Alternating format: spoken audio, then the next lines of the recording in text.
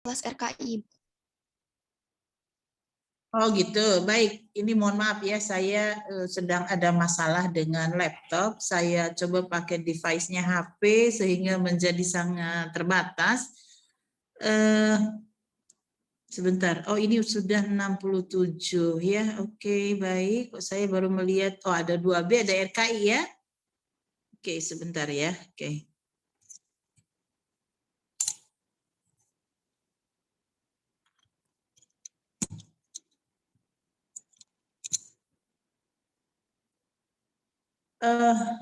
Bentar, kok susah sih.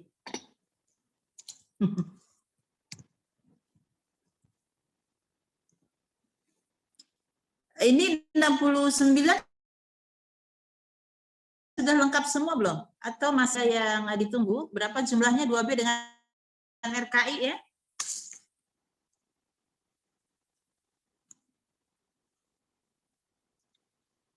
Halo, RKI berapa orang? Untuk RKI sendiri ada 40 mahasiswa. 22 ya? 40 mahasiswa. 40 ya, ini RKI. Oh, 2 ya, oke. Kalau yang B, 2B? Ada 39 orang, Bu. Berarti harusnya 79, 80 ya. Oke, ini sudah ada 71, saya kira sudah melebihi dari 80%. Mudah-mudahan nanti di dalam perjalanan bisa lengkap ya. Baik, kita mulai. Ini sudah pukul 1:04. Bismillahirrahmanirrahim. Assalamualaikum warahmatullahi wabarakatuh. Selamat siang dan salam sejahtera untuk kita semua ya. Syukur alhamdulillah kita bisa bertemu di dalam ruangan Zoom ini walaupun dalam kondisi saya hanya menggunakan device HP. Kepada seluruh mahasiswa kelas 2B dan kelas RKI ya.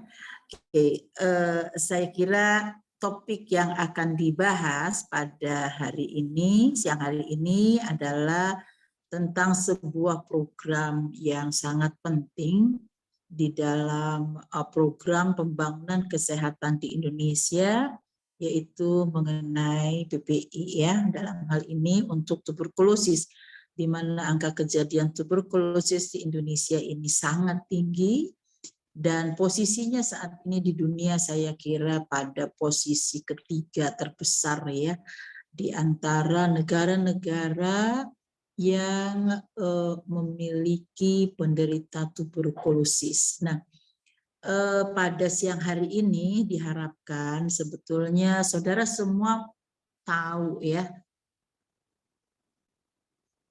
paham mengenai program tersebut. Walaupun pengalaman saya ada share di kelompok 6 di kelas 2A ya, kelihatannya tidak mudah memahami program ini.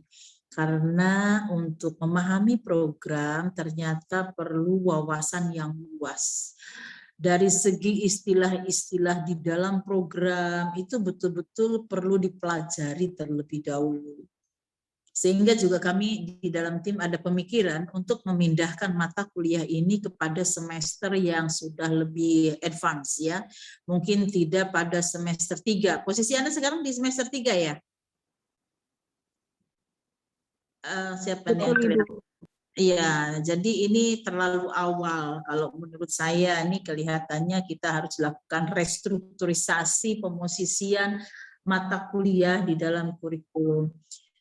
Ternyata tidak mudah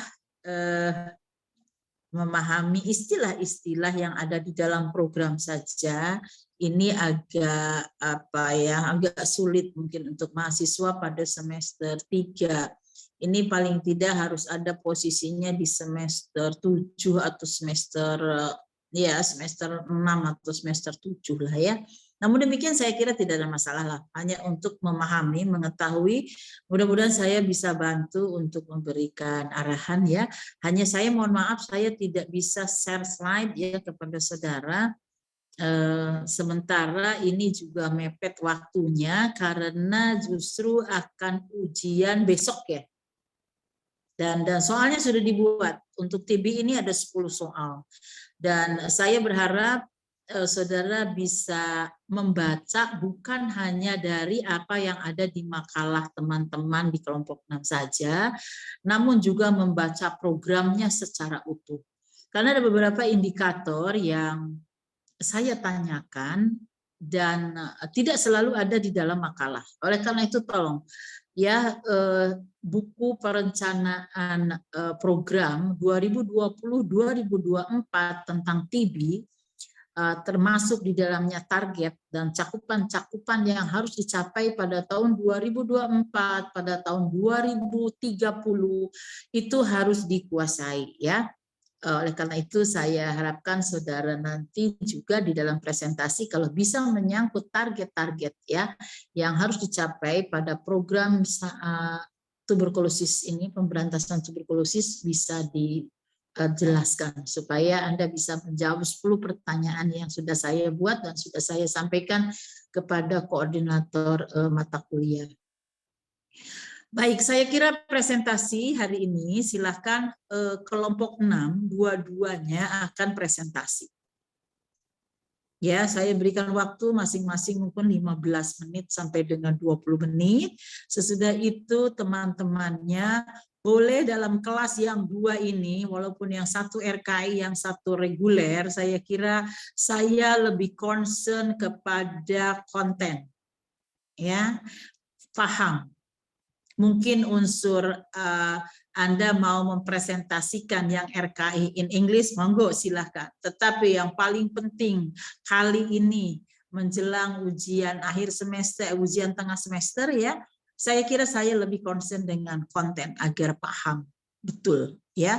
Bahasa bisa dipelajari tidak hanya pada mata kuliah saja ya, tetapi Anda memang punya mata kuliah khusus. Dan sekali lagi saya lebih concern kepada isi yang memang capaian belajarnya Anda harus memahami tentang program tersebut. Baik, saya persilakan kedua kelompok ini, tolong ada yang memandu, satu orang saja yang memandu untuk presentasi kedua-duanya. Dan sesudah itu silakan dipandu untuk tanya jawab dengan teman-teman kedua kelasnya. RKI boleh menjelaskan, 2B menjelaskan, 2B mau tanya ke RKI boleh, mau tanya ke kelompoknya boleh. Kita menjadi satu kesatuan di dalam kelas ini sekali lagi untuk tujuan pemahaman konten mengenai program pemberantasan penyakit khususnya tuberkulosis paru. Baik, saya silakan kepada moderator. Siapa yang akan menjadi moderator pada siang hari ini? Halo? Baik, Ibu, izin masuk. Saya Ita Sylvia yang akan memandu jalannya presentasi kali ini. Oke, silakan Ita Sylvia. Terima kasih sudah siap untuk memandu. Saya berikan kepada Anda untuk memandu presentasi dan diskusi. Ya, saya mencatat. Oke, baik. Izin ambil alih ya, Ibu. Assalamualaikum warahmatullahi wabarakatuh. Selamat siang, salam sejahtera bagi kita semua. Yang terhormat Ibu Yeti Resnayati selaku dosen pengajar kita kali ini. Perkenalkan, nama saya Ita Sylvia selaku moderator yang akan memandu jalannya presentasi kali ini dengan judul Kebijakan Kesehatan Program Pemerintah dalam Pencegahan dan Pengendalian Penyakit Menular Langsung Tuberkulosis. Di sini yang akan menyampaikan materi ada dua kelas, yaitu kelompok 6, kelas RKI dan kelas 2 Banners. Mungkin yang akan menyampaikan materi terlebih dahulu dari kelas 2 Banners, dipersilahkan.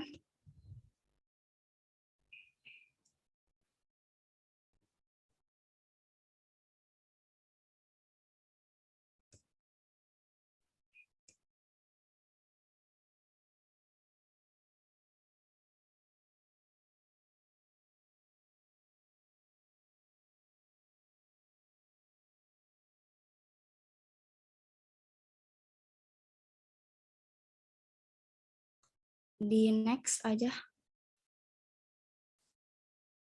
Dari kelas 2 Banners kelompok 6 anggotanya terdiri dari 4 orang, yaitu Anida Afrianti, Anissa Nur Yulia, Dila Ramadina, Dian Putri Rustandi, Niken Sri Ambarwati. Kepada anggota kelompok 6 dipersilahkan untuk menyampaikan materi.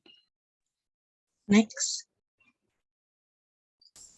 Di sini ada bahan kajian. Yang pertama ada definisi program, yang kedua regulasi, ketiga arah dan kebijakan program, yang keempat strategi, yang kelima peran pemangku kepentingan, yang keenam isu pelaksanaan kebijakan program, yang ketujuh faktor-faktor yang mempengaruhi, dan yang terakhir yang kedelapan upaya atau dukungan terhadap program. Next. Definisi program PPI-TB. Pedoman dan pengendalian infeksi tuberkulosis adalah program pemerintah yang bertujuan untuk mengurangi resiko penularan tuberkulosis dan melindungi petugas kesehatan, pengunjung, serta pasien dari penularan tuberkulosis. Upaya pencegahan dan pengendalian infeksi tuberkulosis ini penting untuk diterapkan mengingat jumlah kasus di Indonesia yang masih banyak dan resiko kesakitan serta kematian yang tinggi. Hal ini juga bertujuan untuk mencegah penularan penyakit menular lebih lanjut pada komunitas, masyarakat, dan fasilitas kesehatan. Next. Yang kedua ada regulasi. Regulasi ini peraturan yang meningkat. Next. Pedoman pencegahan dan pengendalian infeksi tuberkulosis di fasilitas pelayanan kesehatan telah diterbitkan oleh Kementerian Kesehatan pada tahun 2012. Kebijakan terkait penerapan PPI-TB di fasilitas pelayanan kesehatan juga ditetapkan di dalam Peraturan Menteri Kesehatan Republik Indonesia Nomor 67 Tahun 2006 tentang penanggulangan tuberkulosis.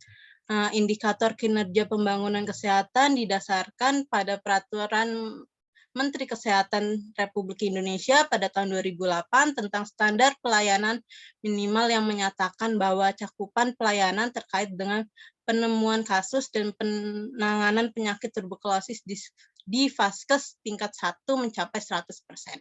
Next. Selanjutnya ada arah dan kebijakan program pemerintah. Next. Pada prinsip kebijakan PPI-TB dibagi menjadi 3 kelompok besar. Yang pertama ini ada kebijakan pada tingkat nasional.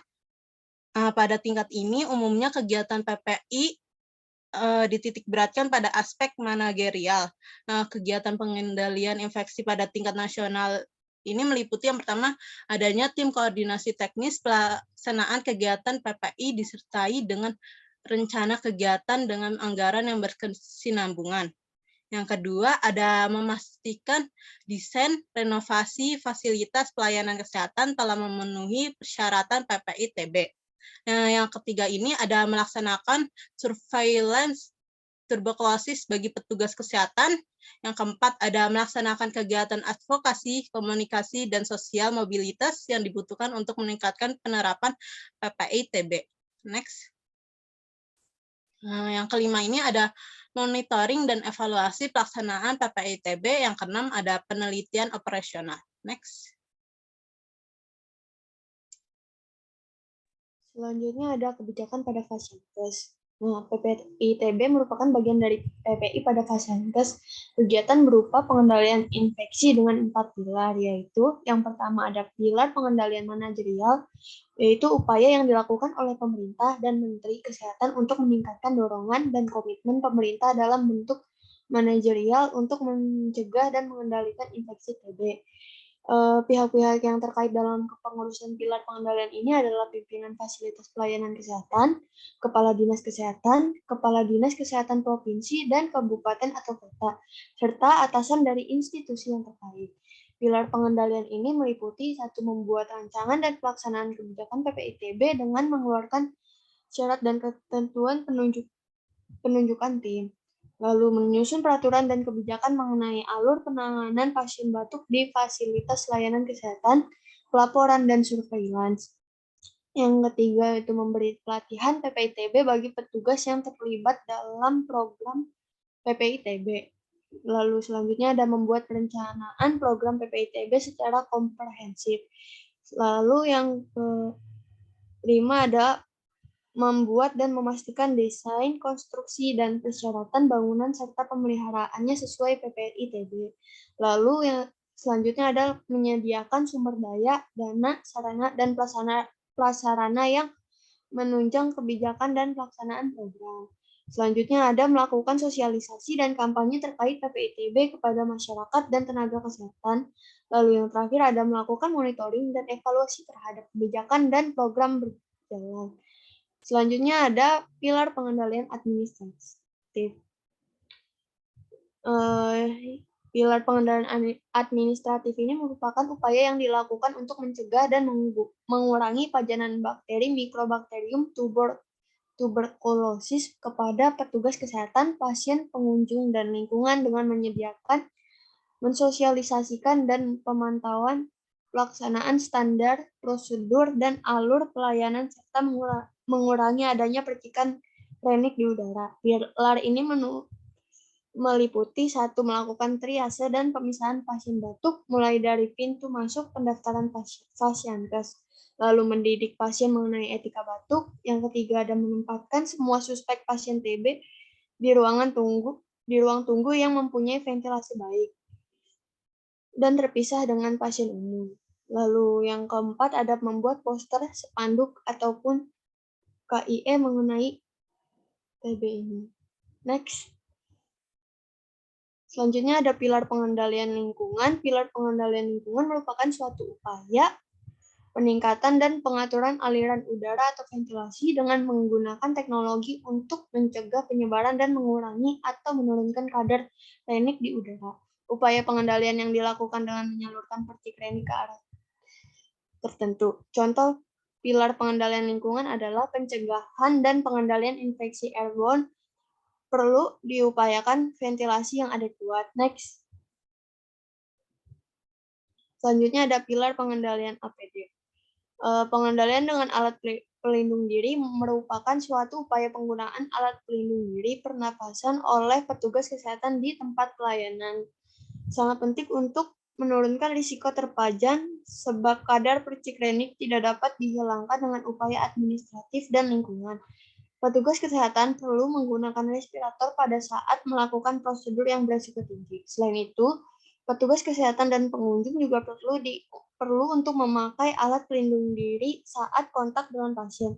Contoh alat pelindung diri yang dipakai adalah masker bedah atau masker N95. Next.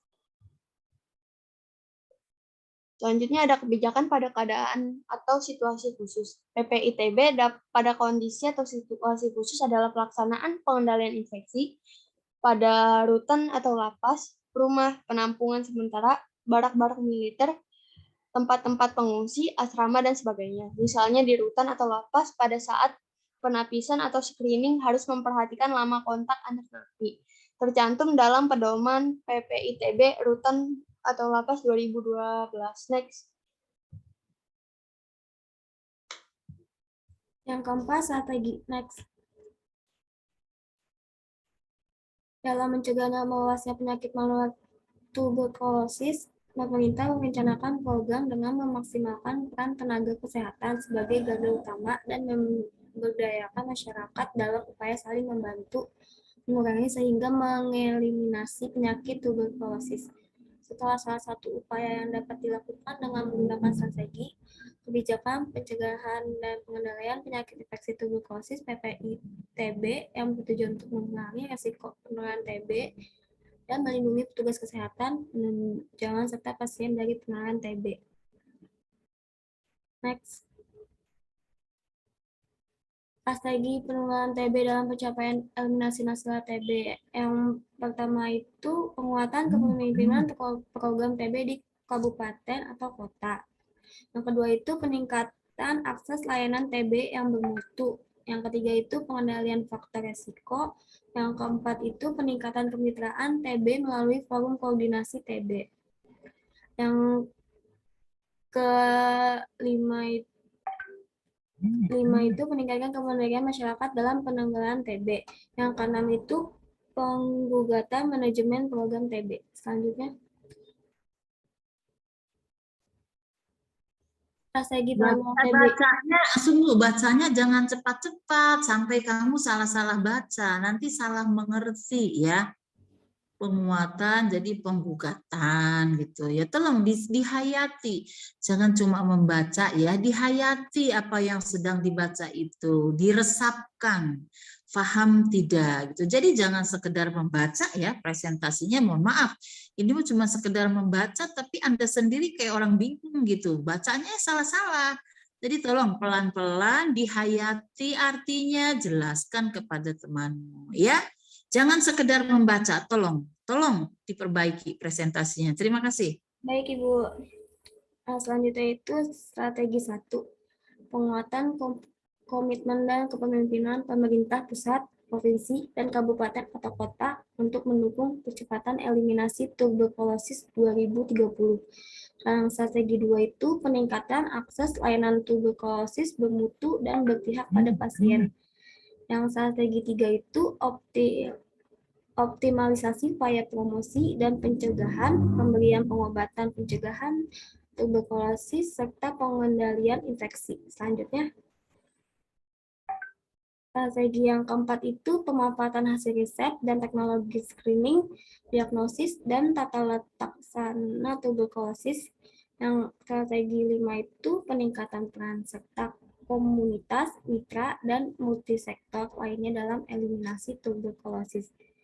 Strategi yang keenam itu penguatan manajemen programan melalui penguatan sistem kesehatan. Selanjutnya, peran pemangku kepentingan. Dalam hal ini, pihak pemerintah dan dinas kesehatan serta seluruh tenaga kesehatan bertanggung jawab untuk melaksanakan PPI TB ini. Seluruh komponen dan pemangku kepentingan yang terlibat harus bekerja sama dan saling bahu-membahu untuk mencapai tujuan pelaksanaan program. Kita juga dapat menambahkan peran kadar di desa untuk membantu mempromosikan kebijakan program PPITB ini. Selanjutnya, isu pelaksanaan kebijakan program. Selanjutnya, isu-isu pelaksanaan program pengendalian dan pencegahan infeksi tuberkulosis dilaksanakan pada masyarakat dan terutama pada fasilitas layanan kesehatan seperti puskesmas dan rumah sakit. Berdasarkan hasil beberapa penelitian, pelaksanaan program ini di beberapa tempat masih menemui hambatan dan kendala yang belum memenuhi prosedur dan SOP standar yang telah dibuat oleh pemerintah untuk diterapkan. Hal-hal yang menghambat pelaksanaan program antara lain, yang pertama itu keterlambatan dana kesehatan yang dikeluarkan oleh pemerintah sehingga puskesmas harus menggunakan dana cadangan, namun dana tersebut tidak dapat mencukupi semua kegiatan PPI-TB yang harus ditunda. Yang kedua itu sarana dan prasarana yang kurang baik, terutama di beberapa daerah dan yang tertinggal. Yang ketiga itu kebutuhan alat pelindung diri yang masih kurang dan manajemen lingkungan yang buruk menjadi penghambat dalam strategi pelaksanaan program. Selanjutnya, faktor-faktor yang mempengaruhi. Nah, penyebab kegagalan program PPITB itu yang pertama itu masih kurangnya komitmen pelaksanaan pelayanan, yang kedua pengambilan kebijakan, yang ketiga pendanaan untuk operasional, yang keempat bahan serta sarana prasarana, yang kelima itu belum mencukupi tata letak TB yang sesuai dengan standar nasional dan ISTC. 6 itu panduan obat yang tidak baku. 7 itu tidak dilakukan pemantauan pengobatan. 8 tidak dilakukan pencatatan dan pelaporan yang baku. Faktor lain yang mempengaruhi pelaksanaan kebijakan program, yang pertama itu kurangnya interaksi lintas program dan lintas sektor dalam penggunaan TB. Yang kedua, faktor sosial seperti besarnya angka. Yang ketiga itu rendahnya tingkat pendidikan dan pendapatan per kapita. Yang keempat, kondisi sanitaritas papan, sandang, dan pangan yang tidak mencukupi. Selanjutnya. Ya, selanjutnya di sini ada upaya atau dukungan terhadap program PPITB Next. Jadi salah satu peran pendukung pendukung dan pesukses kebijakan program ini tuh bisa dari kader desa gitu, kader desa yang khusus menanggulangi penyakit infeksi menular. Nah, peran kader desa pada sebuah program ini tuh sangat penting untuk mendukung program dan kebijakan pemerintah untuk mencegah dan mengendalikan penyakit TB. Nah, kita sebagai mahasiswa keperawatan juga ikut berperan pentingnya dalam mengikuti program ini. Kita itu dapat melakukan promosi kesehatan dan pencegahan penyakit dengan memberikan KIE kepada warga-warga tentang penyakit TB dan etika batuk. Selain itu, kita juga mendorong kader untuk berperan aktif dalam membantu mensukseskan kebijakan program pemerintah ini. Nah, peran mahasiswa keperawatan juga peran mahasiswa keperawatan untuk mencegah meluasnya penyakit menular TB ini sekaligus juga mendukung program pemerintah dengan memaksimalkan peran tenaga kesehatan sebagai garda utama dan memberdayakan masyarakat dalam upaya saling membantu mengurangi hingga mengeliminasi penyakit TB. Salah satu upaya yang dapat dilakukan dengan menggunakan strategi tempo, yaitu temukan pasien secepatnya, pisahkan secara aman, dan obati secara tepat. Selanjutnya. Mungkin sekian presentasi dari kelompok 6 kelas 2B. Selanjutnya saya serahkan kepada moderator. Terima kasih. Baik, terima kasih kepada kelompok 6 2Bners. Materinya cukup ini ya teman-teman, komplit. Nah, selanjutnya untuk lebih memahami lagi materinya, kita lanjut aja ya ke kelompok 6 RKI. Silahkan.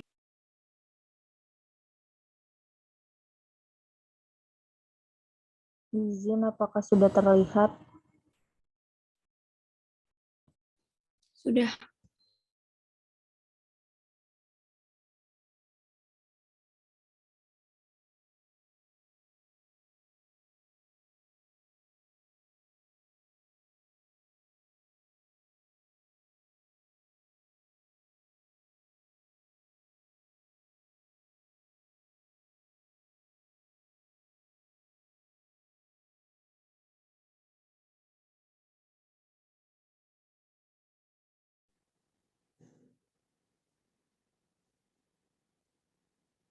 Halo, kok saya tidak dengar suaranya ya?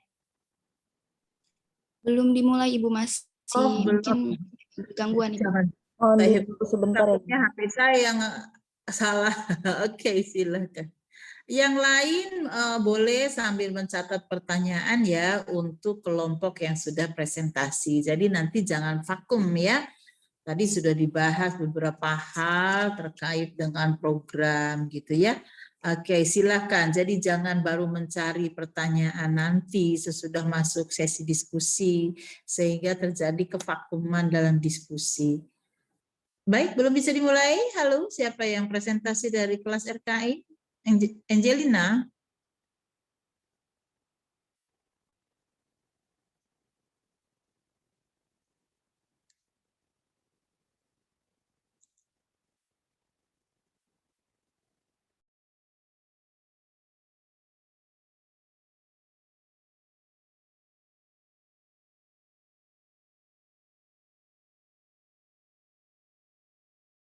Ya, baik. Izin masuk moderator untuk memulai presentasi. Grup 6 dari kelas RI akan mempresentasikan Government Program in Prevention and Direct Infectious Disease Control Tuberculosis. Bisa di next. Izin untuk memperkenalkan diri, saya Naswa Fauzia Zahra, Nola Saputri, Novi Nurlandari, dan Nur Khalisa Nabila.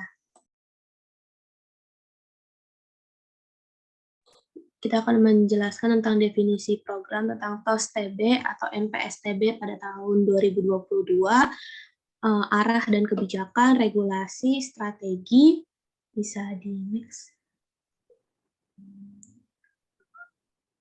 Peran pemangku kebijakan itu sendiri, terus isu yang terjadi pada saat implementasi kebijakan itu, lalu peran perawat pada program TOS-TB atau NPS-TB 2022, faktor yang mempengaruhi, dan dukungan pada program pengendalian tuberkulosis. Untuk teman-teman bisa langsung dipresentasikan.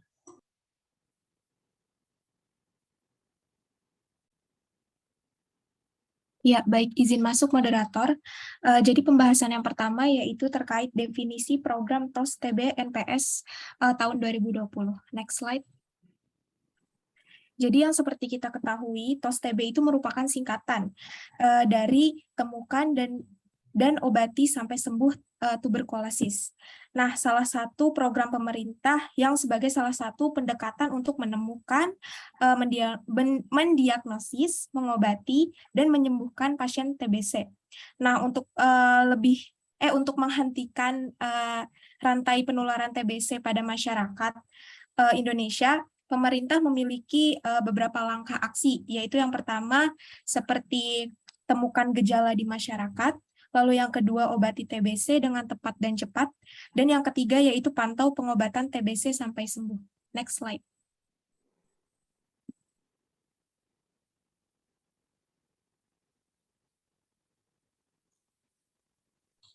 Itu selanjutnya ada kebijakan pada program ini, bisa di next.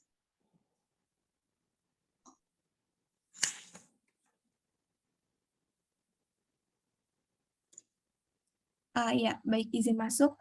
Jadi arah dan kebijakan program dari pemerintah yaitu yang pertama mengembangkan kebijakan penanggulangan tuberkulosis yang komprehensif di tingkat kabupaten atau kota. Nah, di sini yaitu peran pemerintah yaitu mengkoordinasikan penyebaran informasi terkait kebijakan dalam penanggulangan tuberkulosis pada pemangku kepentingan di tingkat kabupaten atau kota. Nah, lalu yang kedua yaitu memastikan pemerintah kabupaten atau kota memiliki regulasi dan sumber daya yang optimal untuk penanggulangan tuberkulosis. Nah, jadi pemerintah itu meningkatkan advokasi kepada seluruh pimpinan pemerintah pada seluruh level dalam mendukung program penanggulangan tuberkulosis resisten obat. Lalu yang ketiga itu mengembangkan strategi komunikasi untuk konseling dan pengurangan tuberkulosis sensitif obat, tuberkulosis resisten obat, dan TB HIV.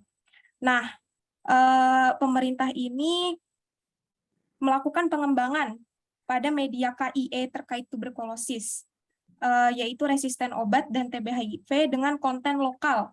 Nah, perlu adanya pengembangan termasuk penyesuaian konten sesuai dengan genrenya. Nah, selain itu, peningkatan cara berkomunikasi yang efektif pada petugas perlu dikembangkan dengan cara menjadikan materi promosi KIE dan komunikasi efektif TB dalam pelatihan petugas. Next slide. Lalu selanjutnya adalah regulasi pada kebijakan program TOS TB atau NPS TB pada tahun 2020. Bisa di next. Jadi yang pertama Presidential Regulation Number 67 of 2021 concerning tuberculosis management. Jadi dilandas program TOS TB atau NPS TB pada tahun 2020 ini dilandasi oleh Peraturan Presiden Nomor 67 tahun 2001 tentang penanggulangan tuberkulosis. Yang ini akan menjadi acuan bagi kementerian, perda provinsi, kabupaten, bahkan pemerintah daerah serta pemangku kepentingan lainnya untuk melaksanakan penanggulangan TBC pada daerahnya masing-masing. Lalu yang kedua, didukung juga oleh Menteri Kesehatan Republik, Keputusan Menteri Kesehatan Republik Indonesia nomor 364 /SK/5 tahun 2009 tentang pedoman penanggulangan tuberkulosis.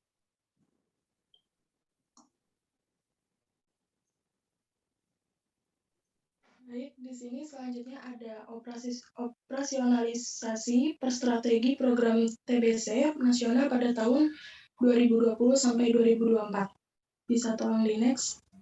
Baik, yang pertama itu ada penguatan komitmen dan kepemimpinan pemerintah pusat, provinsi, dan kabupaten atau kota untuk mendukung percepatan eliminasi tuberkulosis. Jadi di sini ada kegiatannya dan contoh kegiatannya. Yang pertama ini ada memperkuat kerjasama lintas organisasi perangkat daerah atau disebut dengan OPD. Nah, OPD ini berfungsi untuk penanggulangan tuberkulosis.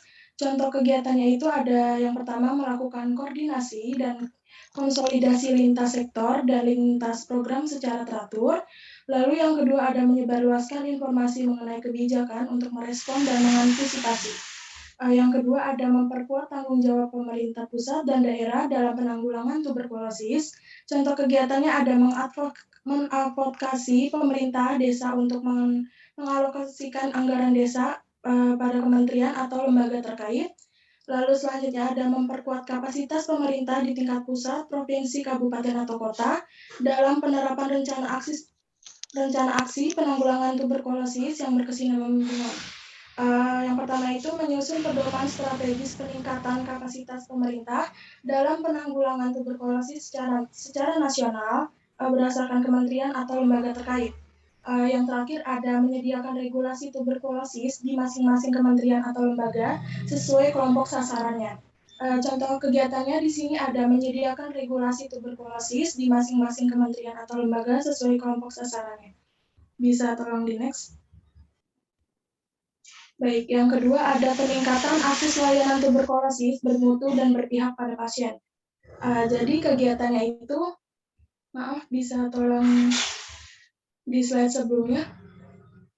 Ya, jadi kegiatannya itu yang pertama melakukan penemuan kasus secara intensif dengan layanan kesehatan ibu dan anak. Contoh kegiatannya itu adalah melakukan sosialisasi implementasi integrasi screening tuberkulosis pada layanan KIA secara berjenjang, lalu ada implementasi integrasi screening tuberkulosis pada layanan KIA. Lalu selanjutnya ada melakukan penemuan kasus secara aktif pada tenaga kesehatan. Contoh kegiatannya itu adalah monitoring dan evaluasi penemuan kasus pada tenaga kesehatan. Selanjutnya melakukan penemuan kasus secara aktif di tempat kerja tertentu. Contoh kegiatannya ini ada yang pertama, merujuk pekerja terduga tuberkulosis untuk mendapatkan pemeriksaan diagnostik dan melaporkan pekerja terduga tuberkulosis yang ditemukan pada sistem informasi tuberkulosis. Bisa tolong di next.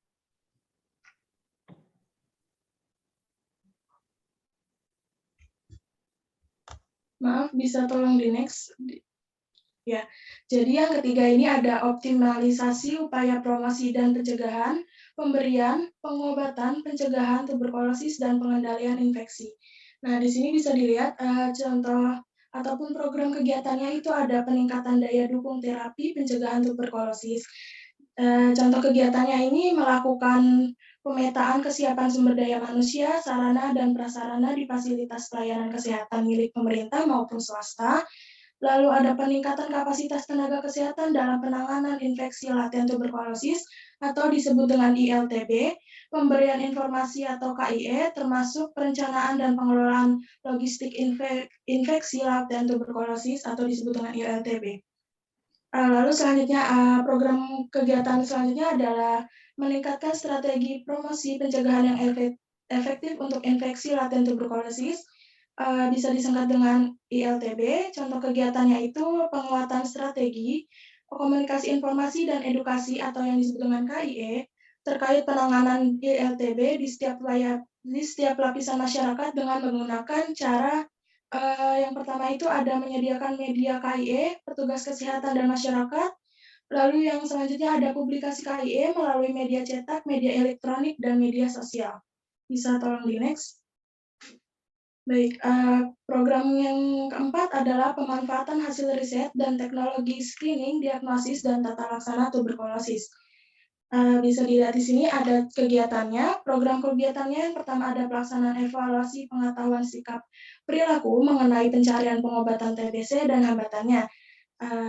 Di sini contoh kegiatannya itu pelaksanaan evaluasi pengetahuan sikap perilaku mengenai pencarian pengobatan TBC dan hambatannya. Lalu yang selanjutnya ada membentuk jejaring komunitas antar peneliti TBC. Contoh kegiatannya itu seperti membuat website jejaring penelitian TBC. Program kegiatan selanjutnya ada mempromosikan keterbukaan penggunaan dan program dan riset sesuai regulasi yang berlaku. Contoh kegiatannya itu melakukan koordinasi dengan institusi yang melakukan riset-riset skala nasional. Bisa tolong di next. Baik, program yang kelima yaitu peningkatan peran serta komunitas, lalu mitra dan multisektor lainnya dalam eliminasi tuberkulosis. Kegiatan yang pertama itu ada meningkatkan upaya komunikasi, informasi, dan edukasi. Contoh kegiatannya itu seperti melakukan kampanye melalui kegiatan kemasyarakatan, melalui berbagai saluran media, seperti televisi, media sosial seperti Instagram, atau web, atau artikel lainnya, dan menggunakan aplikasi kesehatan. Lalu, selanjutnya meningkatkan pengetahuan masyarakat dan pemangku kepentingan atau kebijakan terkait pencegahan dan pengendalian penyakit TBC melalui mobilisasi masyarakat pada peringatan Hari Tuberkulosis Sedunia dan Hari Kesehatan Nasional atau disebut dengan HKN. Selanjutnya ada melibatkan dan memberdayakan masyarakat dalam pencegahan dan pengendalian TBC. Contoh kegiatannya ini membentuk KMP. Nah, KMP ini apa sih? KMP itu kelompok masyarakat peduli TBC dan HIV. Lalu selanjutnya itu monitoring dan evaluasi kader, puskesmas, dan dinas kesehatan lainnya. Bisa tolong di next. Ya, program yang terakhir ini adalah penguatan manajemen program melalui penguatan sistem kesehatan. Contoh kegiatannya itu melakukan pelatihan manajemen program penanggulangan TBC bagi pengelola tingkat pusat, provinsi, kabupaten, atau kota. Lalu contohnya itu membuat dokumen pelatihan dan melaksanakan pelatihan. Selanjutnya melakukan evaluasi pasca pelatihan. Nah, contoh kegiatannya itu melakukan supervisi pasca pelatihan selama 6 bulan, melakukan kegiatan workshop pada pasca pelatihan. Lalu selanjutnya ada melakukan peningkatan kapasitas sumber daya tenaga kesehatan dengan pemanfaatan teknologi informasi. Nah, di sini contohnya itu seperti webinar ya. Lalu ada contoh kegiatannya itu menentukan materi dari sumber. Nah, dari narasumber melaksanakan webinar, evaluasi pasca webinar. Selanjutnya program yang terakhir itu mengembangkan sistem informasi tuberkulosis atau disebut dengan SITB untuk notifikasi dan pengobatan kasus tuberkulosis yang dapat berhubungan dengan sistem informasi lainnya di fasilitas pelayanan kesehatan, pemerintah dan swasta ataupun swasta. Jadi contoh kegiatannya itu seperti mengembangkan dan memelihara sistem informasi penunjang program pada tuberkulosis. Bisa tolong di next.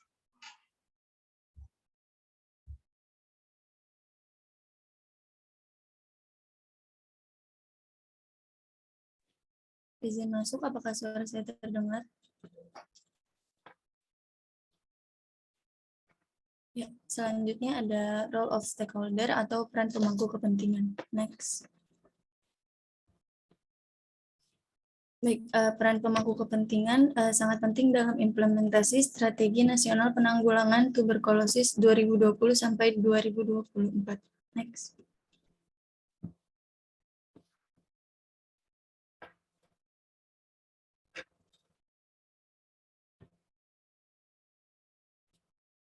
Bisa di next.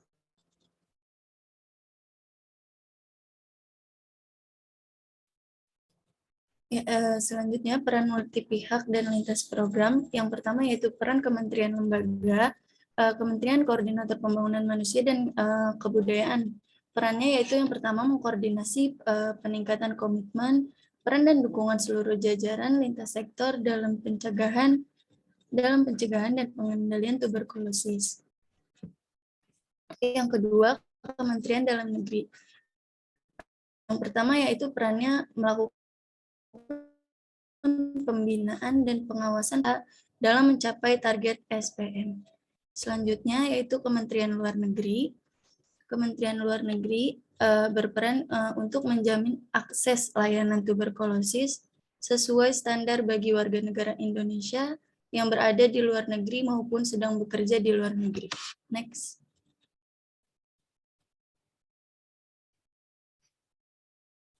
Selanjutnya itu Kementerian Hukum dan Hak Asasi Manusia. Berperan sebagai menetapkan kebijakan dan melakukan penggerakan pelaksana agar pelayanan tuberkulosis di rutan, lapas, rumah detensi, atau Vaskes dari jajaran Kemenhukumnas dilaksanakan sesuai standar. Selanjutnya, Kementerian Pendidikan dan Kebudayaan berperan sebagai menetapkan kebijakan tentang muatan, pencegahan, dan pengendalian penyakit termasuk tuberkulosis ke dasar kurikulum pendidikan umum. Selanjutnya yaitu Kementerian Agama. Kementerian Agama berperan dalam menetapkan kebijakan tentang pencegahan dan pengendalian penyakit termasuk tuberkulosis di semua institusi pendidikan agama dan penggerakan pelaksanaannya. Selanjutnya yaitu Badan Usaha Milik Negara. Badan Usaha Milik Negara berperan yaitu menetapkan kebijakan tentang pelayanan tuberkulosis, mencakup deteksi dini tuberkulosis, tata laksana dan pengobatan pada pekerja di perusahaan BUMN. Next.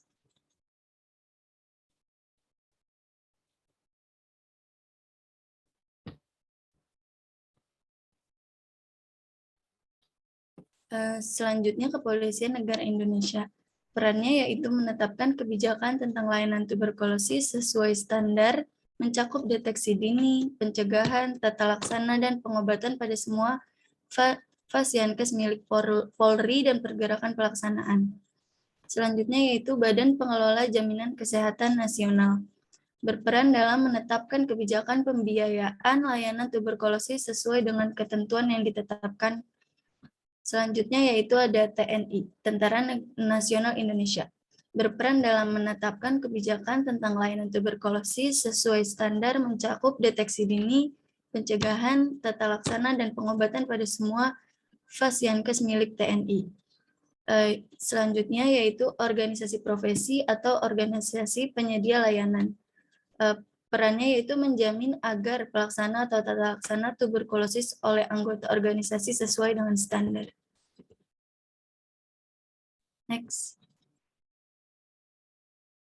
Ya, selanjutnya yaitu peran lintas unit atau program. Yang pertama yaitu Direktorat Pencegah dan Pengendalian Penyakit Menular Langsung. Berperan dalam merumuskan kebijakan dan SOP dalam screening tuberkulosis pada pasien HIV.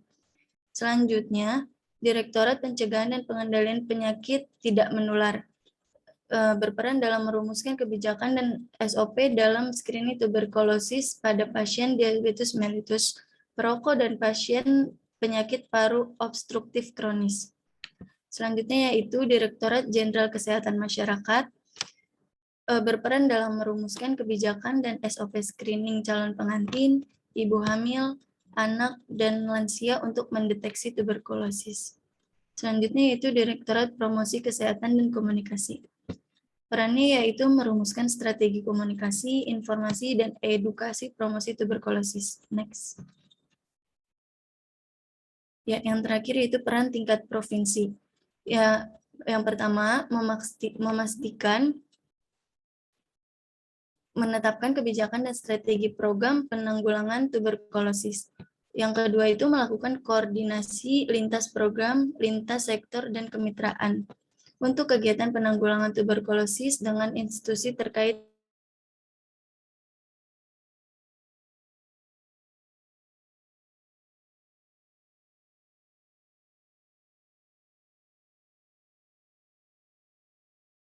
tuberkulosis. Yang kedua, memastikan pelaksanaan penanggulangan tuberkulosis oleh kabupaten atau kota melalui monitoring dan bimbingan teknis. Next. Dilanjutkan dari selesai implementation issue of TOS TB or NPS-TB 2020 atau enggak isu-isu yang terjadi pada implementasi kebijakan program TOS TB atau NPS-TB 2020. Bisa di next. Yang pertama itu the decline in the number of TB patient has drastically decreased due to the COVID-19 pandemic. Jadi angka penurunan pada pasien tuberkulosis itu menurun secara drastis karena COVID-19 atau pandemi ini. Kenapa bisa seperti itu? Karena kan untuk pendataan pasien TB itu membutuhkan pasien atau warga yang harus datang ke rumah sakit ya. Tetapi karena adanya COVID-19 atau pandemi tersebut, banyak sekali warga yang tidak melakukan screening atau warga yang tidak mau berobat ke fasilitas kesehatan terdekat dengan alasan aku tertular COVID-19 dan berbagai alasan lainnya seperti sedang isolasi mandiri ataupun daerah sedang di lockdown dan sebagaimana sering terjadi pada saat pandemi COVID-19 ini. Itulah kenapa pencatatan pada pasien TB pada tahun 2020 sampai sekarang ini menurun dengan drastis. Lalu yang kedua adalah obstacle in recording and reporting that are not timely from the officer also affect data. Jadi kendala pencatatan dan laporan yang tidak tepat waktu dari para petugas juga ikut berpengaruh kepada data tersebut. Jadi seperti yang kita tahu ya, pada pandemi ini semuanya elektronik dan itu selalu ada gangguan entah itu jaringan internet ataupun human error pada saat penginputan data tersebut. Jadi karena mungkin jaringan internet yang tidak mendukung atau kurang mendukung sehingga menyebabkan data yang diterima oleh pemerintah ini tidak lengkap dari berbagai rumah sakit ataupun pusat-pusat kesehatan screening lainnya. Lalu yang selanjutnya adalah limited health facilities, jadi fasilitas kesehatan yang terbatas. Maksudnya fasilitas kesehatan yang terbatas ini yang khusus untuk rujukan tuberkulosis yang siap melayani pasien. Karena sampai sekarang pun masih ada keterbatasan sarana dan prasarana, terutama polituberkulosis, resistensi obat, dan tempat menginap pasien, karena sekarang juga masih harus ada pandemi juga yang menyebabkan tidak terfokusnya pembangunan sarana dan prasarana untuk polituberkulosis kan, karena ada hal yang lebih urgensi dibandingkan ini. Lalu banyaknya hal ini juga menyebabkan banyaknya pasien tuberkulosis yang kesulitan untuk mengakses pelayanan kesehatan terdekat. Jadi sehingga pasien-pasien tuberkulosis atau TB menggunakan obat-obat seadanya yang bisa didapatkan di apotek terdekat atau melakukan pengobatan tradisional. Dan yang terakhir adalah the number of patients who don't want to take a treatment because of economic difficulties. Jadi banyaknya pasien yang tidak mau melakukan pengobatan karena kesulitan ekonomi. Seperti yang kita tahu ya, pada saat pandemi sekarang ekonomi masyarakat itu menjadi bertambah buruk, sehingga banyak pasien-pasien yang memilih untuk menghentikan pengobatannya, jadi tidak tuntas begitu. Entah itu dia karena di PHK atau kondisi ekonomi lainnya yang membuat prioritas untuk pengobatan tuberkulosis ini menjadi prioritas yang dibelakangi. Dan banyak juga pasien yang beralih menggunakan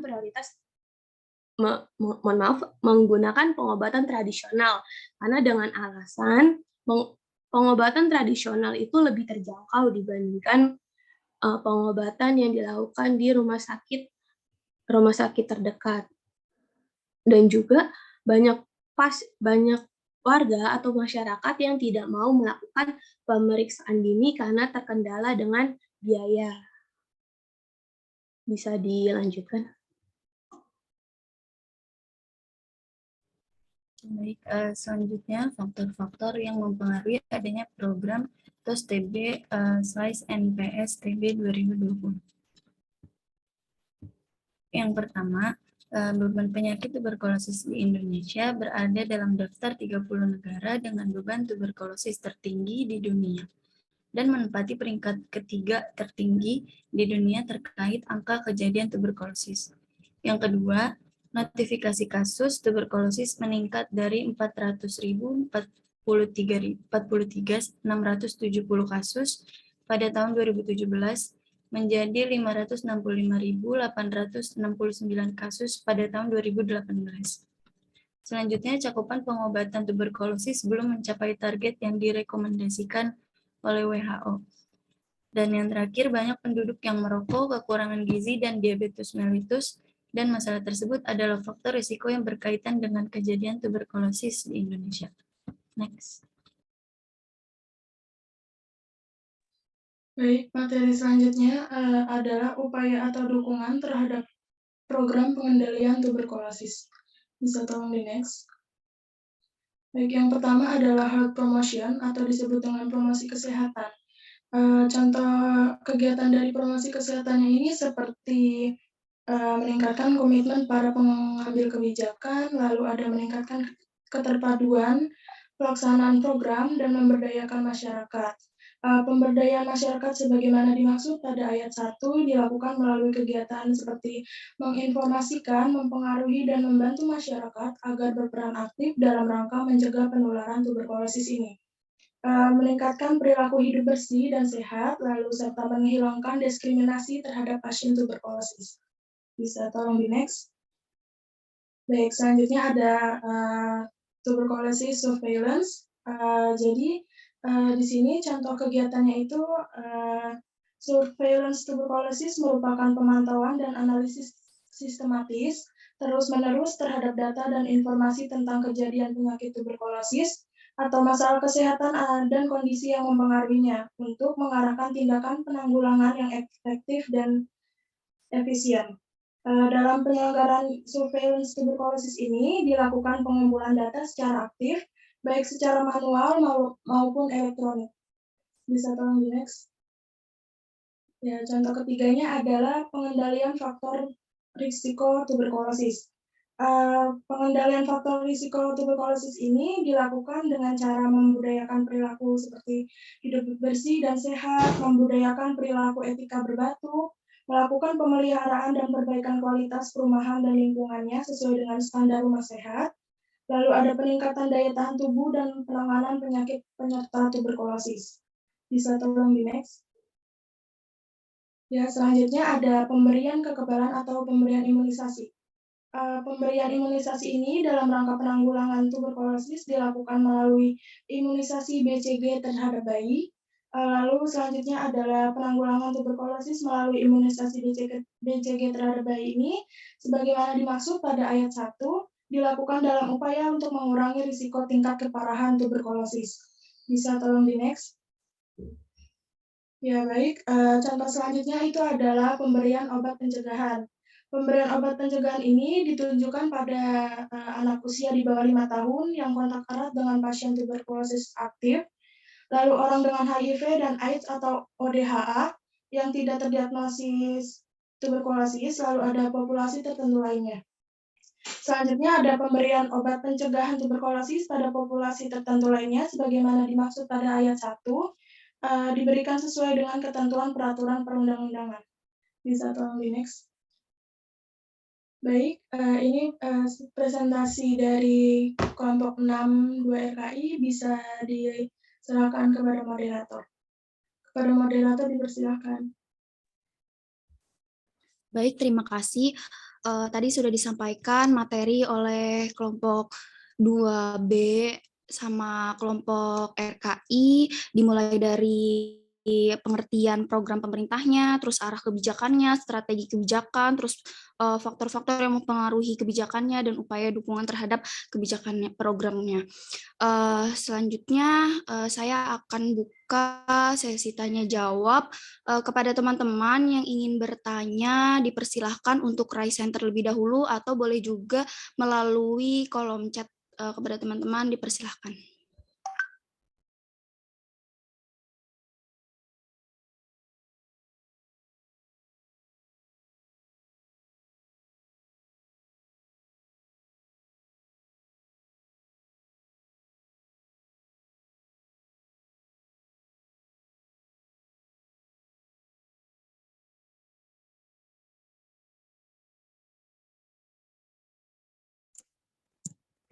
Halo, bisa lanjut ke diskusi?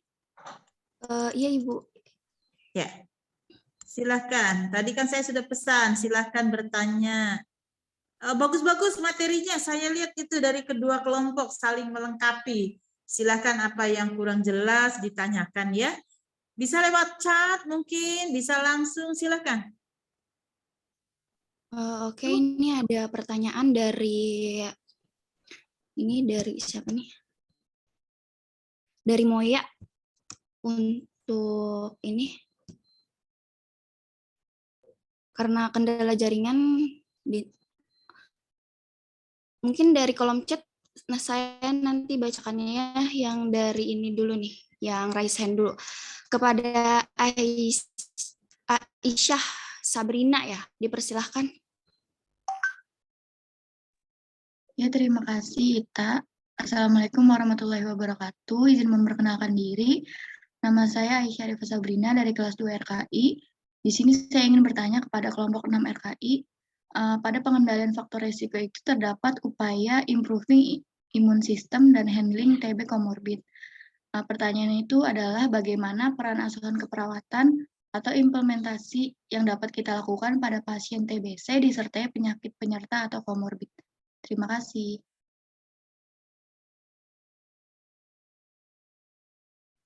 Baik, pertanyaannya ditampung terlebih dahulu ya, Isa. Selanjutnya, Deva Angela dari kelas LKI, dipersilahkan. Iya, terima kasih moderator atas kesempatannya. Saya Deva Angela dari kelas RKI, ingin bertanya pada kelompok 6 dari kelas RKI. Saya ingin bertanya, kan tadi kelompok kelas RKI tadi memaparkan tentang banyak strategi yang dilakukan ya dari PPT tersebut. Nah, apakah strategi tersebut semuanya terlaksana apa tidak? Dan juga saya ingin bertanya, apakah ada bukti nyata dari strategi-strategi yang dilakukan tersebut? Terima kasih. Oke, baik. Terima kasih, Deva. Untuk pertanyaannya ditampung dulu ya. Selanjutnya dari Sabrina Novielda, dipersilahkan. Baik, terima kasih kepada moderator. Saya Sabrina Novielda, perwakilan dari kelas 2 Banners, izin bertanya kepada kelompok 2B. Tadi kan sudah dijelaskan mengenai faktor-faktor yang mempengaruhi program PPITB. Lalu, mengapa pengambilan kebijakan dapat menyebabkan kegagalan program PPITB? Apa yang menjadi faktor dari kegagalan tersebut? Seperti itu. Terima kasih. Baik, selanjutnya dari Atika Sarmanda, dipersilahkan.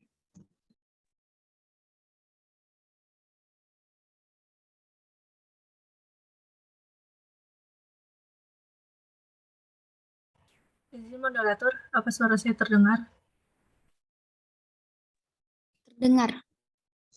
Baik, terima kasih moderator atas kesempatannya. Saya Tika Sarmanda Aulia dari kelas 2B ingin menanyakan kepada kelompok 2B. Tadi kan disebutkan strategi PPI itu salah satunya obati secara tepat. Namun di penyebab kegagalan itu ada salah satunya tidak ada pemantauan pengobatan. Lalu bagaimana kalau kita harus obati secara tepat tapi tidak ada pemantauan pada pengobatan tersebut? Terima kasih. Baik, terima kasih Atika. Selanjutnya Kotrunada Puspa, dipersilahkan. Ya, izin masuk. Terima kasih moderator. Perkenalkan, nama saya Kotrunada Puspa Nindya. Izin bertanya ya, tadi kan di PPT ada strategi program PPITB. Salah satunya itu strategi 5, yaitu dengan meningkatkan peran serta komunitas mitra dan multisektor lainnya dalam eliminasi tuberkulosis. Boleh dijelaskan kembali nggak maksud dari strategi 5 itu apa? Terima kasih. Baik, terima kasih Puspa atas pertanyaannya. Mungkin sesi tanya jawabnya di ini dulu ya, di stop dulu. Jadi di sini dari kelas RKI ada 3 pertanyaan. Ada 3 pertanyaan, terus dari kelas 2 Banners juga ada 3 pertanyaan. Untuk teman-teman kelompok 2B ataupun kelompok dari RKI dipersilakan untuk menjawab pertanyaannya. Mungkin saya bacakan kembali ya, pertanyaan yang pertama itu dari Aisyah ya. Pada pengendalian faktor resiko terdapat upaya improving immune system and handling TB comorbid. Bagaimana peran asuhan keperawatan atau implementasi perawat pada pasien TBC disertai penyakit penyerta atau comorbid? Mungkin bisa dijawab terlebih dahulu dari pertanyaan Aisyah. Kepada kelas RKI dipersilakan. Ya, izin masuk moderator, izin menjawab untuk pertanyaan Aisyah Arifah Sabrina ya. Tadi pertanyaannya itu pada pengendalian faktor resiko terdapat upaya improving immune system dan handling TB komorbid. Nah, bagaimana peran asuhan keperawatan atau implementasi perawat pada pasien TBC disertai penyakit penyerta atau komorbid? Nah, jadi sesuai... Halo, izin sebentar Bu Yeti, tolong yang mau menjawab raise hand ya. Saya nggak bisa ngelihat wajahnya karena kecil layarnya supaya bisa terlihat, tolong ya.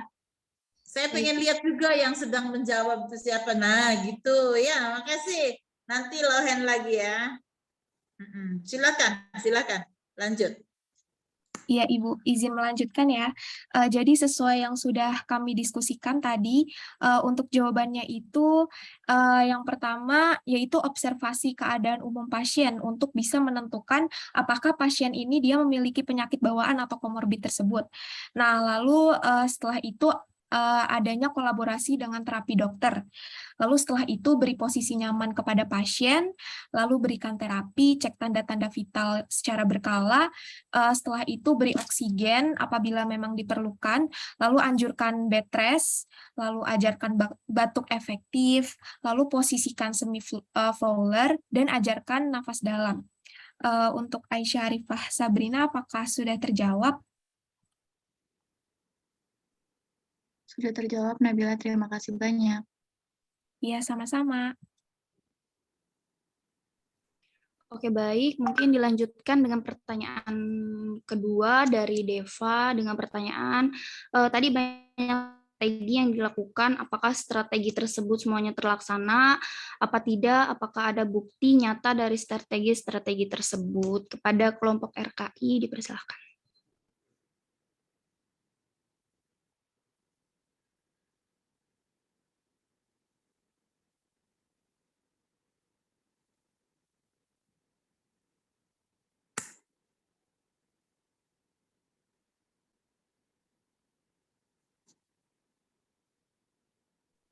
Baik, izin masuk. Saya akan menjawab pertanyaan dari Deva Angela. Saya akan mengulangi dulu pertanyaannya. Tadi pada pemaparan dijelaskan tentang strategi yang dilakukan, apakah strategi tersebut semuanya terlaksana atau tidak, dan apakah bukti nyatanya itu ada dalam strategi tersebut. Jadi menurut materi yang sudah kelompok ambil dari beberapa artikel atau buku dan jurnal, program ini itu strategi program ini dilaksanakan pada tahun 2020 sampai 2024. Jadi programnya ini belum semua strategi tersebut dilaksanakan, namun ada beberapa strategi yang sudah terlaksanakan. Misalnya akses layanan tuberkulosis semakin meningkat, seperti rumah sakit, puskesmas, dan layanan kesehatan lainnya itu menjadi lebih baik ataupun fasilitasnya menjadi lebih nyaman lagi. Lalu ada alat-alat kesehatannya yang berkaitan dengan pemeriksaan tuberkulosis ini menjadi lebih menjadi ditingkatkan kembali oleh pemerintah. Lalu ada akses layanan ini semakin ditingkatkan melalui penguatan jejaring layanan seperti melalui media sosial. Jadi kita nggak hanya melakukan kampanye ataupun melakukan sosialisasi secara langsung. Jadi kita bisa melakukan penyuluhan ataupun sosialisasi berdasarkan melalui media sosial seperti Instagram, artikel, ataupun web-web lainnya. Lalu adanya pelayanan tuberkulosis di dalam program Jaminan Kesehatan Nasional. Berikut itu adalah pembahasan dari kelompok kami. Apakah Deva Angela sudah terjawab? Iya, Novi sudah terjawab. Terima kasih. Iya, sama-sama. Baik, selanjutnya pertanyaan dari Moya, tadi ada di kolom chat. Dengan pertanyaan, apakah pelaksanaan program KSSTB di Indonesia ini sudah dikatakan berhasil, lalu apakah yang dapat menghambat pelaksanaan program KSSTB ini? Kepada kelompok RKI, persilakan untuk menjawab. Iya, baik, izin masuk moderator, Naswa perwakilan dari kelompok RKI, izin untuk menjawab pertanyaan Moya. tentang apakah pelaksanaan program TOS TB di Indonesia ini sudah dapat dikatakan berhasil. Jadi begini teman-teman, terutama Moya, untuk TOS TB ini kan seperti yang dikatakan Novi tadi ya, programnya terlaksana dari tahun 2020 sampai 2024 nanti. Jadi untuk berhasil atau tidaknya itu belum bisa ditentukan. Tetapi menurut data yang baru teman-teman kami temukan itu, sekarang pada data SITB tahun 2021 yang merupakan data sementara ya, yang diambil di data ini diambil pada kota Cirebon. Untuk jumlah kasus TBC usia produktif 15-54 tahun itu lebih dari 59% menimbulkan permasalahan dalam kesulitan sosial ekonomi. Dan angka kematian TBC sebanyak 23 kasus dengan presentasi 4,49% dan kasus putus berobat sebanyak 55 kasus dari jumlah keseluruhan 1.330 kasus. Untuk data yang terbaru sekarang itu seperti ini. Lalu untuk pertanyaan kedua, apakah yang dapat menghambat pelaksanaan program TOS TB ini? Menurut kelompok kami, jawabannya itu yang paling menghambat sebenarnya adalah pada pandemi sekarang ya, karena seperti yang sudah dijelaskan tadi, bahwa warga atau masyarakat itu pada pandemi ini tidak mau atau enggan untuk berobat atau melanjutkan pengobatannya dengan tuntas, karena entah itu karena kesulitan ekonomi ataupun karena memang tidak bisa atau tidak mau ke fasilitas kesehatan yang terdekat.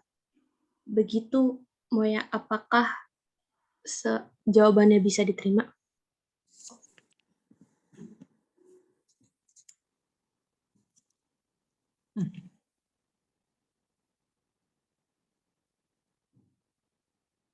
Halo, Moya ada di sini? Itu ditanya sama Naswa. Moya, halo?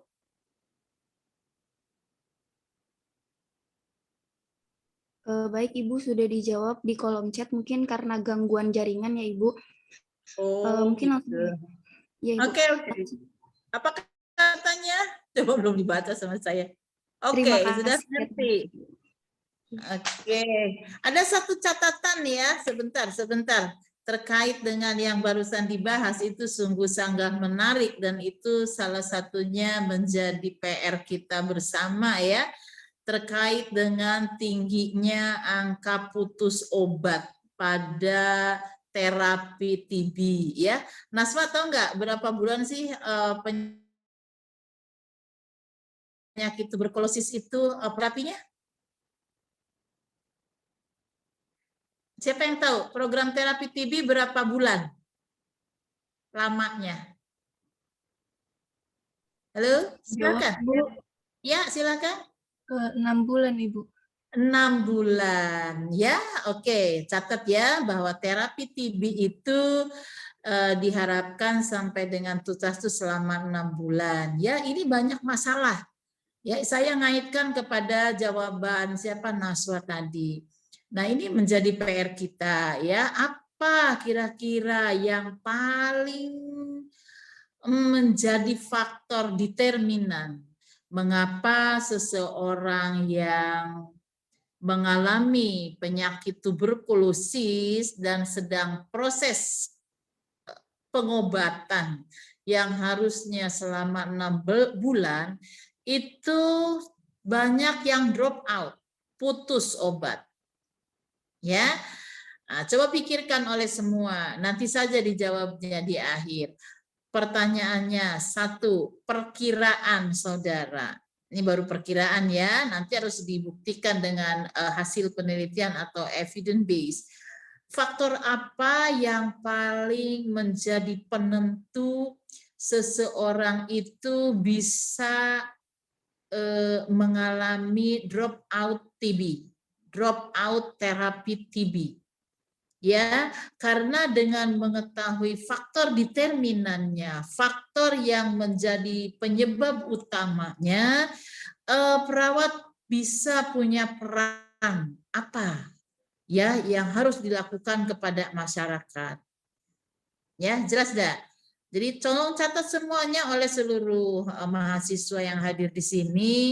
Saya bertanya mengenai faktor determinan atau faktor penentu utama mengapa pengobatan TBC ini gagal sehingga kita menjadi juara 3 di dunia, ya.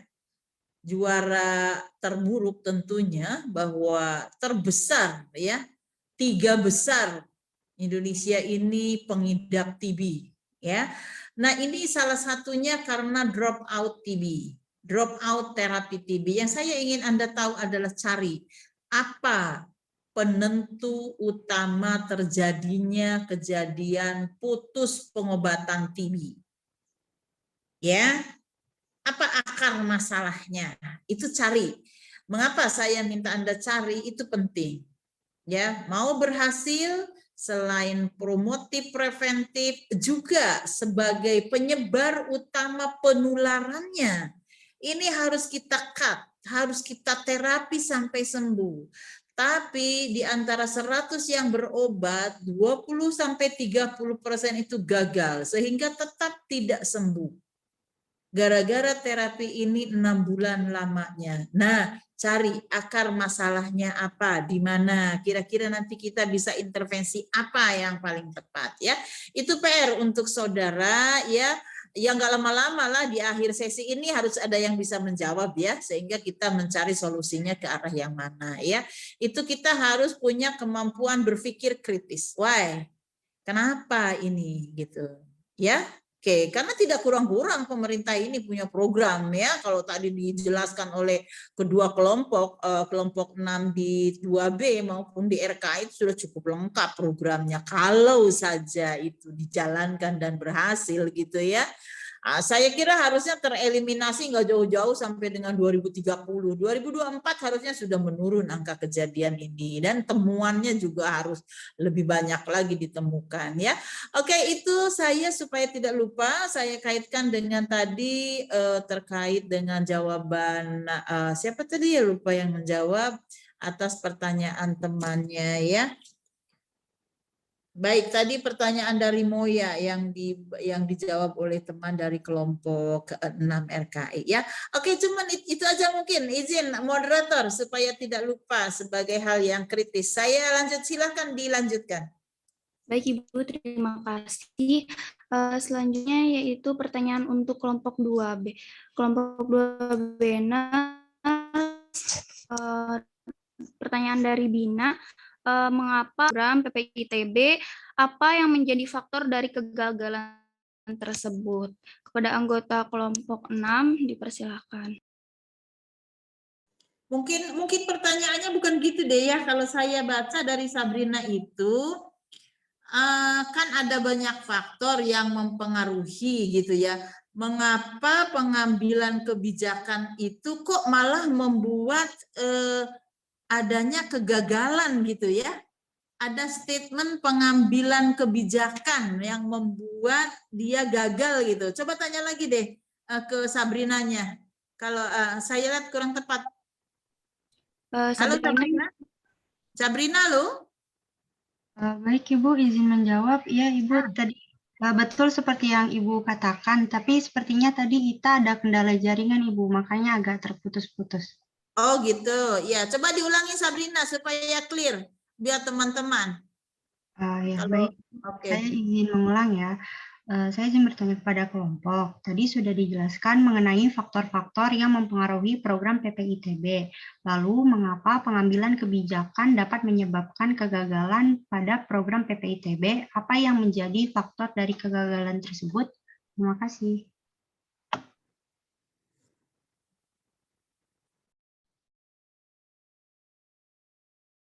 Baik, silahkan untuk anggota kelompok 62B untuk menjawab dari pertanyaan Sabrina.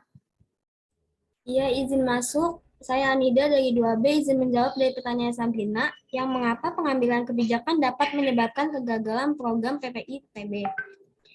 Ya, menurut saya itu karena pengambilan kebijakan yang tidak sesuai dengan SOP dapat mempengaruhi berjalannya program TB ini. Maka dari itu, pengambilan kebijakan bisa saja menyebabkan kegagalan dalam program PPI TB tersebut. Makasih, apakah sudah dipahami, Sabrina? Jadi kebijakan yang bagaimana yang bisa menyebabkan kegagalan itu? Izin Ibu, kebijakannya itu dalam keterlambatan dana kesehatan yang dikeluarkan, sarana dan prasarana yang kurang baik, kebutuhan alat pelindung diri yang masih kurang, dan manajemen lingkungan yang buruk, Ibu. Bisa di-share lagi slide-nya supaya clear ya, jangan sampai kebijakannya yang salah atau pelaksanaan kebijakannya yang salah. Coba lihat.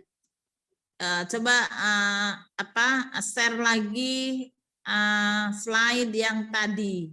Saya juga melihat tadi dan mencatat gitu.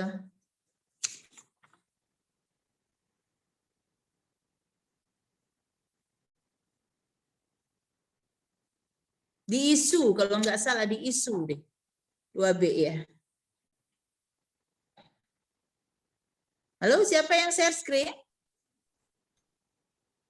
Ya, untuk kelompok 6B, dipersilakan untuk share screen.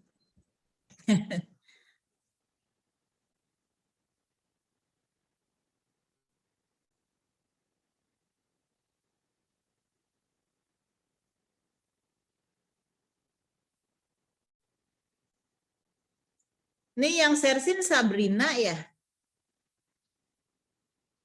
Iya Ibu, izin menjawab, soalnya kelompok tadi meminta tolong Ibu.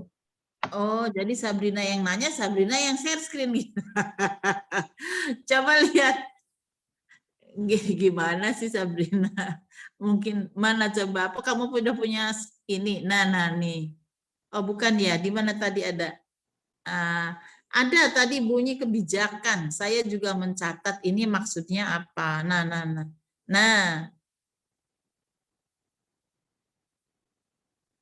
Nah, coba baca penyebab kegagalan program.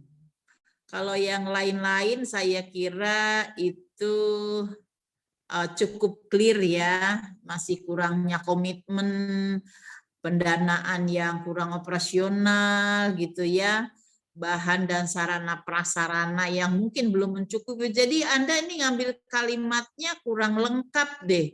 Kalau melihat ke resources-nya apakah begitu? Coba lihat di makalah Anda supaya bisa clear ya. Karena begini, ini kalau ditangkap oleh teman-teman di seluruh kelas ini kan kalimat yang sifatnya sepotong ya, pengambil kebijakan. Pengambil kebijakan itu kan orang, ya.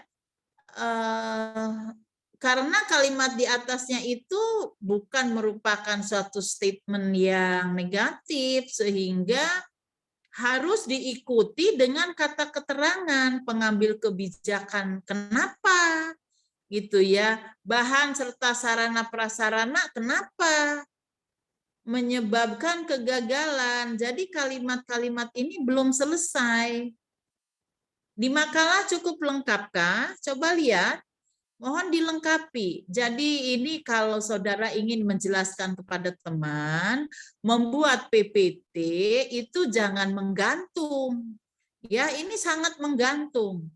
Jadi masih ada pertanyaan. Coba aja kalimatnya kan begini. Penyebab kegagalan program PPI-TB adalah pengambil kebijakan. Why? Penyebab kegagalan program PPI-TB adalah bahan serta sarana dan prasarana. Bahan, sarana, dan prasarana yang bagaimana yang menyebabkan kegagalan. Ya, sehingga ini memang akan mengundang pertanyaan. Ya, oke, coba tolong, tidak sekarang, Anda silahkan lihat dulu, nanti belakangan dijelaskan. Ya, Anda lihat di makalah atau Anda lihat di original resources-nya. Kalimatnya pasti ini mengambilnya hanya sepotong. Kalau nomor 6 oke. Seperti itu maksudnya. Penyebab kegagalan program PPI-TB karena paduan obat yang tidak baku. karena tidak dilakukannya pemantauan pengobatan, karena tidak. Nah, yang nomor 2 dan nomor 4 dan nomor 3 itu enggak jelas, ya. Tuh, sehingga ini menimbulkan pertanyaan bagi audiens. Silahkan dilihat kembali oleh kelompok, lanjut dengan pertanyaan lain, tapi silakan kelompok melengkapi jawabannya, ya, supaya clear untuk seluruhnya. Kalaupun mungkin yang satu hanya yang bertanya hanya satu, ya. Oke, terima kasih, itu aja arahan saya. Silakan. Baik, terima kasih Ibu. Selanjutnya pertanyaan dari Atika Sarmanda dengan pertanyaan disebutkan strategi PPI-TB obati secara tepat, namun di penyebab kegagalan salah satunya tidak ada pemantauan pengobatan. Lalu bagaimana kalau kita harus obati secara tepat tapi tidak ada pemantauan pada pengobatan? Seperti itu kurang lebih pertanyaannya. Kepada anggota kelompok 6 dipersilahkan untuk menjawab.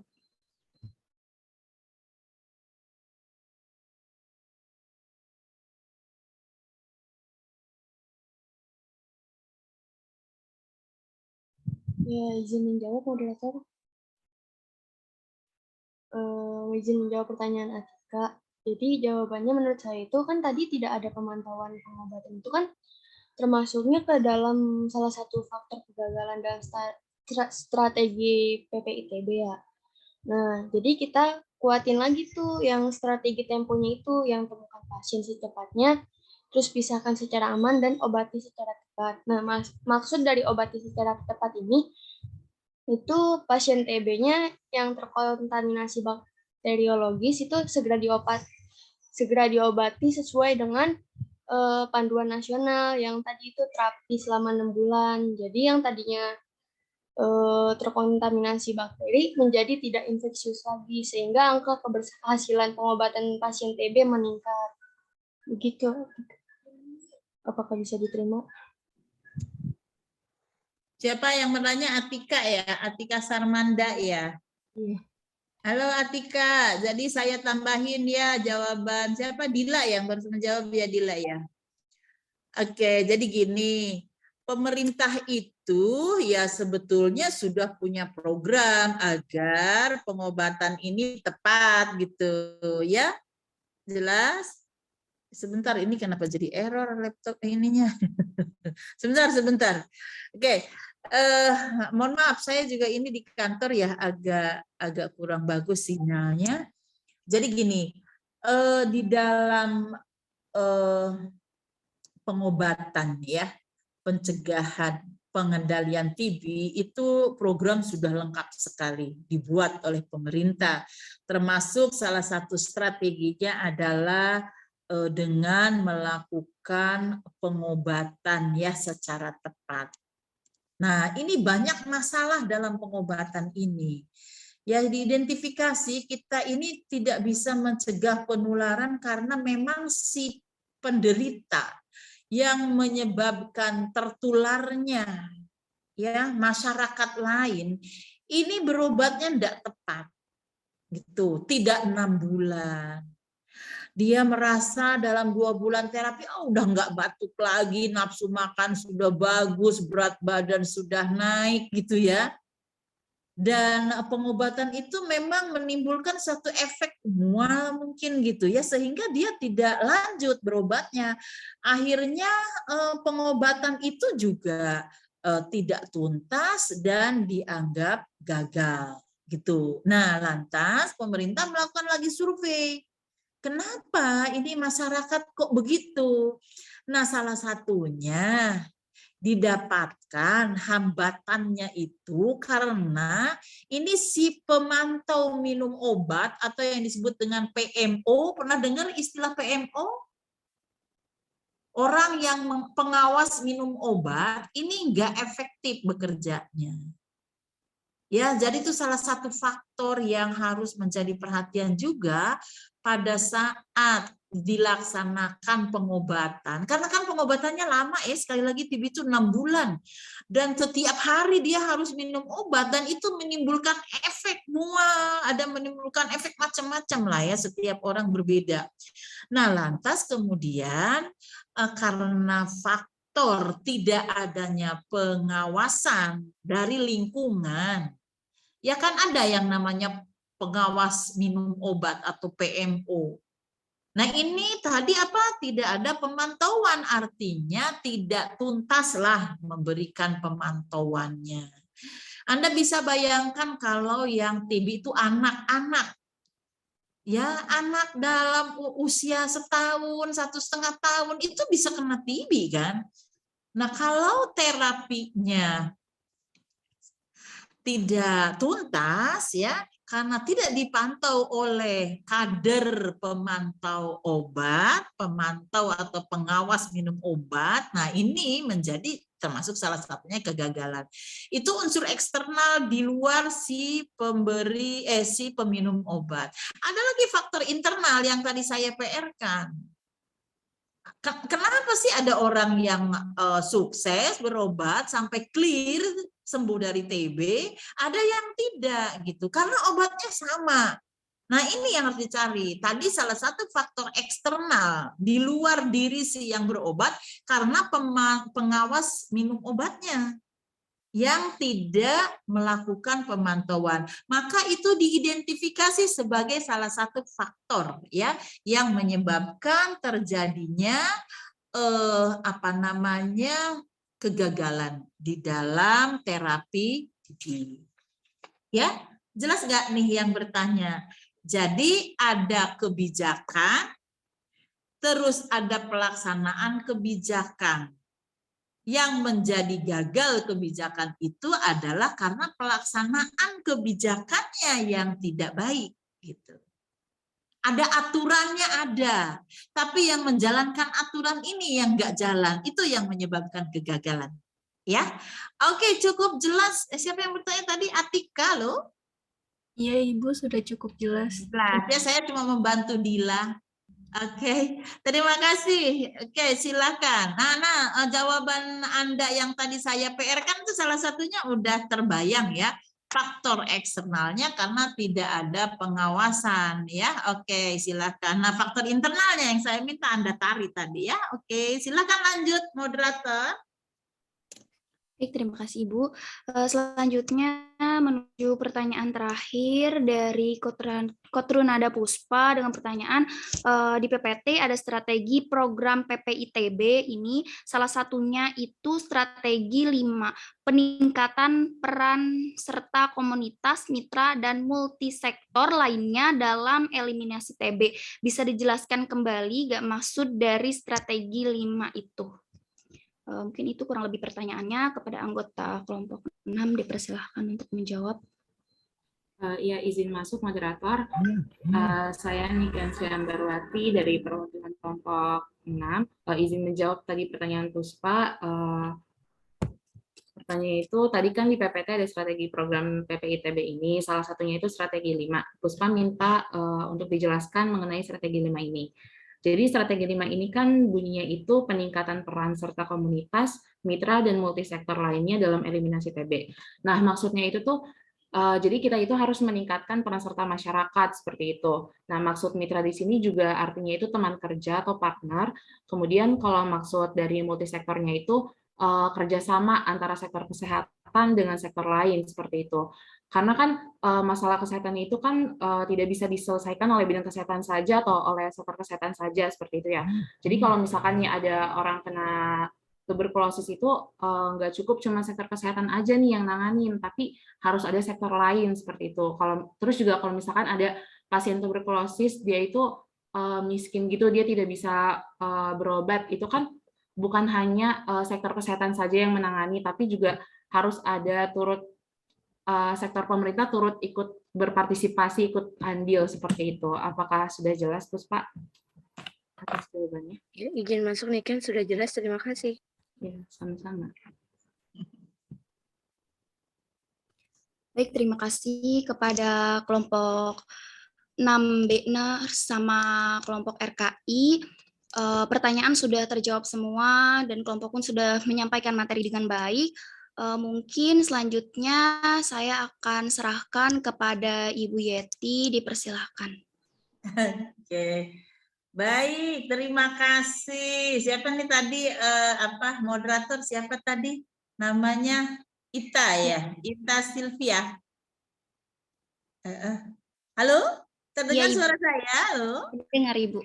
Oke, baik. Terima kasih ya atas kemampuannya dan usahanya membantu diskusi pada sore hari ini, di mana 2 kelas telah presentasi.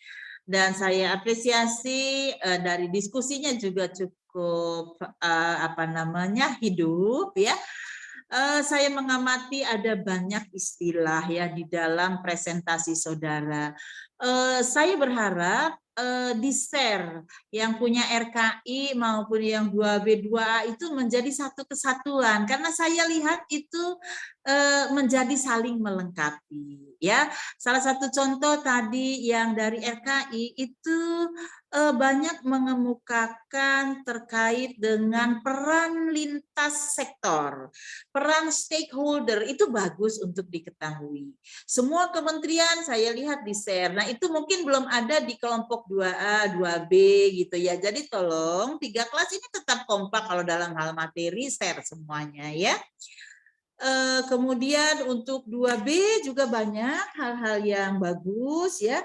Saya kira sudah cukup lengkap. Nah, sekarang saya nagih dulu satu tadi yang PR saya. Ayo, siapa yang mau jawab? Pertanyaan saya tadi saya sudah sedikit membahas terkait dengan faktor eksternal yang menyebabkan kegagalan terapi tuberkulosis. Artinya di luar si penderita itu sendiri, antara lain salah satunya adalah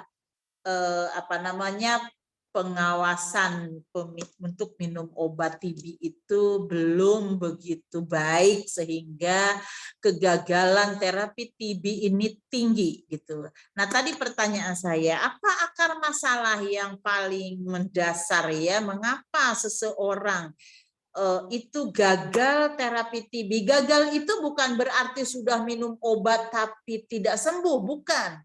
Tetapi tidak sampai ke akhir.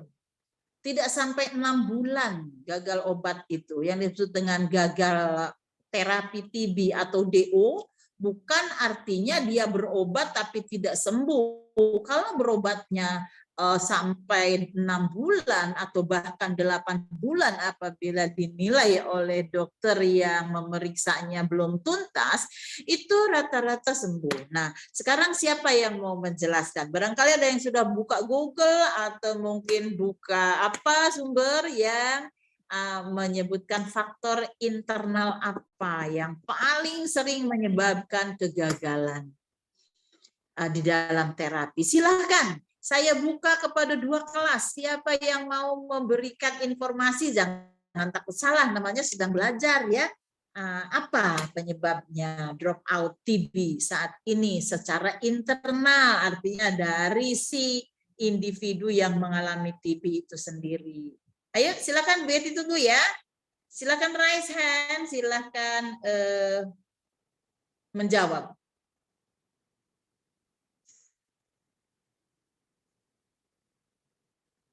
Baik Ibu, izin masuk. Ya, silakan. Siapa nih yang menjawab? Silakan raise hand. Sebentar Ibu. Oke, ini kok saya memang agak susah. Saya nggak pernah biasa ini Zoom di HP. Ini gara-gara laptop. Tahu nggak, laptop saya tuh kesiram air, datanya habis semua sampai bingung. Oke, silakan. Menurut yang saya baca itu, karena kalau dari internalnya itu dari status nutrisi yang buruk Ibu, dan peran PMO-nya yang kurang optimal. Status nutrisi yang buruk itu internal ya. PMO-nya yang tidak mengawasi kan ini ya, status nutrisi. Sekarang saya tanya, apakah kira-kira ada yang lain selain status nutrisi? TBC itu berkaitan dengan kemiskinan ya. Ada. Jadi kayak lingkaran setan ya. Miskin dulu TBC dulu atau TBC dulu miskin dulu ya. Artinya Tapi tidak juga selalu ya bahwa tuberkulosis hanya mengenai orang miskin, tidak juga gitu. Kira-kira apa? Kalau saudara melihat ke teori Bloom, masih ingat nggak teori Bloom? Faktor-faktor yang mempengaruhi status kesehatan masyarakat itu apa? Ada faktor apa? Halo, silakan. Yang pertama itu ada tingkat pendidikan nih, Bu. Nah, jadi pengetahuan. Halo, Aisyah kurang jelas. Mungkin masyarakat. Aisyah kurang jelas suaranya Aisyah. Ini yang nongol bukan Aisyah, Nur Halisa.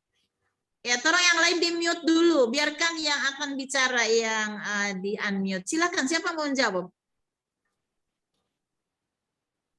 Ya, baik Ibu. Ibu melanjutkan, berita itu adalah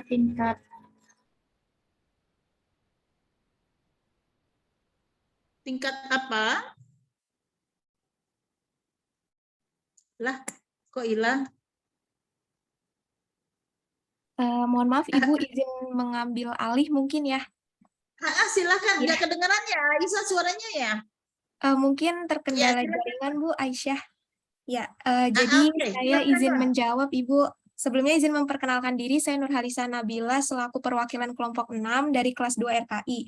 Jadi menurut saya itu faktor yang pertama itu terkait psikologis pengidap TBC ini Bu. Jadi mereka tuh terkadang merasa stres dan tertekan dan khawatir karena dia mengidap penyakit TBC ini sehingga dia merasa kurang terhadap motivasi dia untuk menjalani pengobatan TBC ini. Itu yang pertama.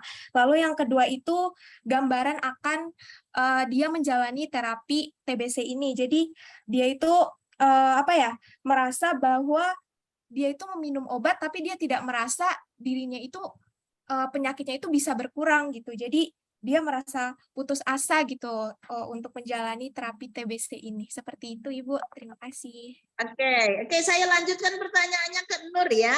Kira-kira orang tuh kok merasa tidak ada hasilnya berobat ini, kemudian tertekan, terus khawatir gitu ya, terus stres gitu. Kalau ditelusuri, kira-kira mengapa dia begitu gitu? Kan seharusnya dia tidak stres, tidak tertekan, tidak khawatir, kemudian dia juga bisa mengidentifikasi apakah ini ada perkembangan atau tidak penyembuhan penyakitnya. Kira-kira kalau saudara tarik gitu ya ke hulu, itu faktor apa yang menyebabkan dia punya pemikiran seperti itu? Karena apa kira-kira?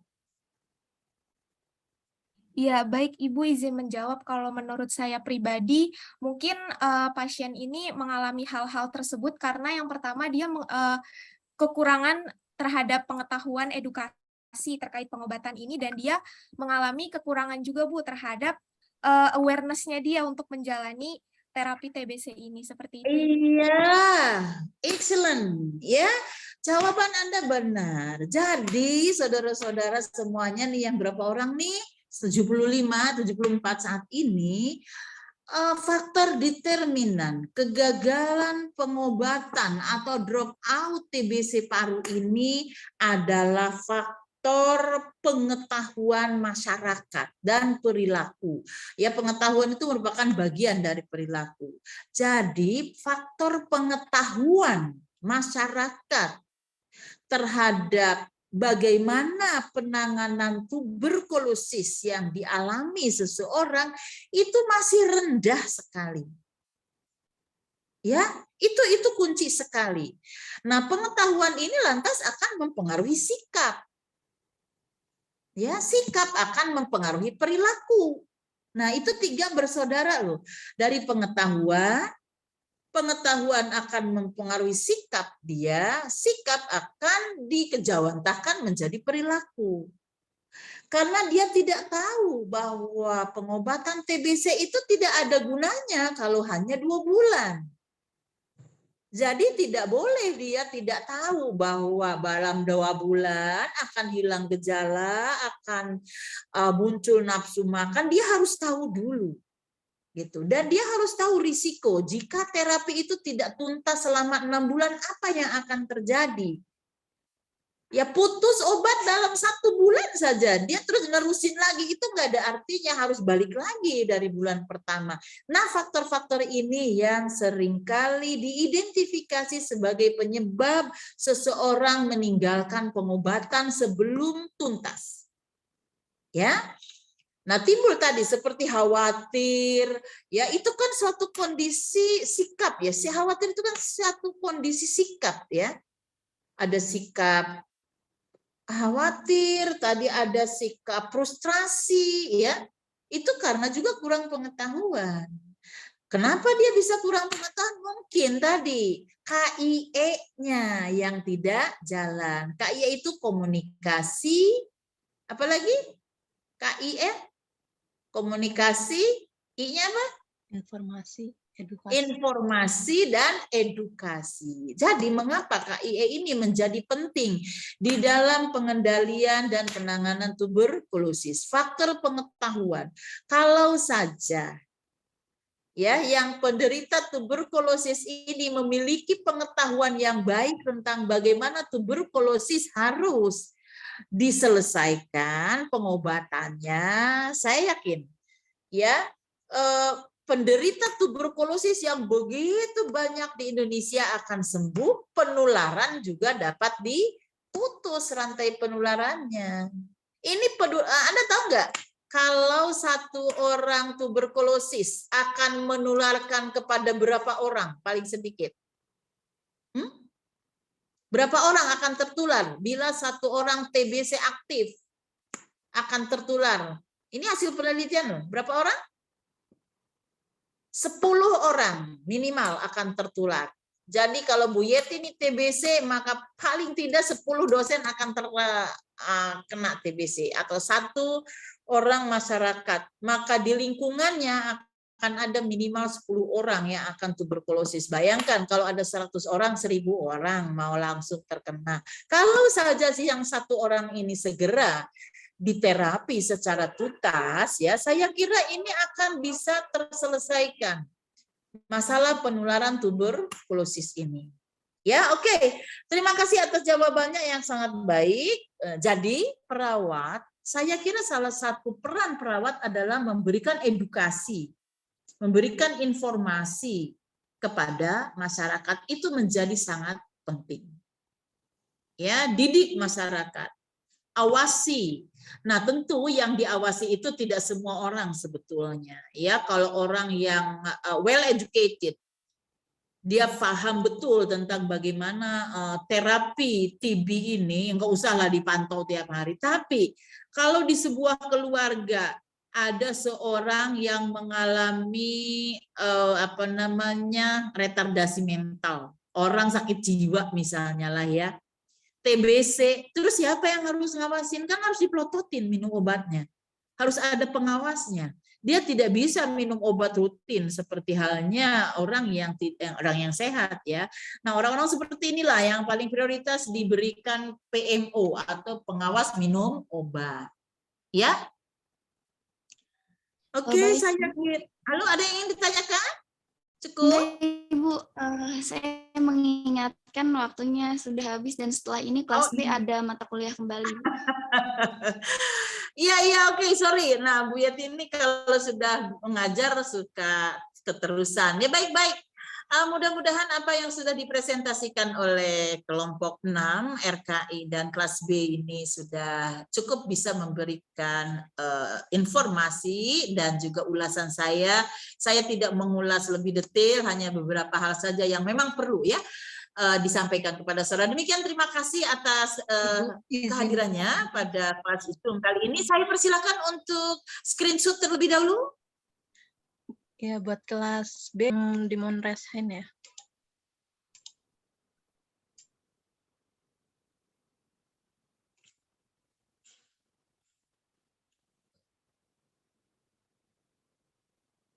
Sudah?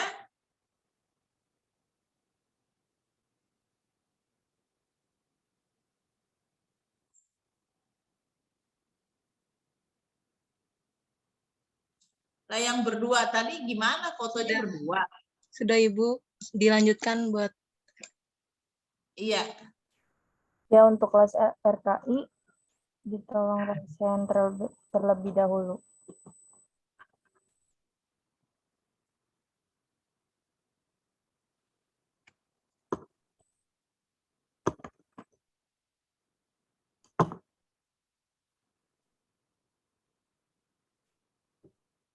Sudah Mas RKI? Sebentar, Ibu.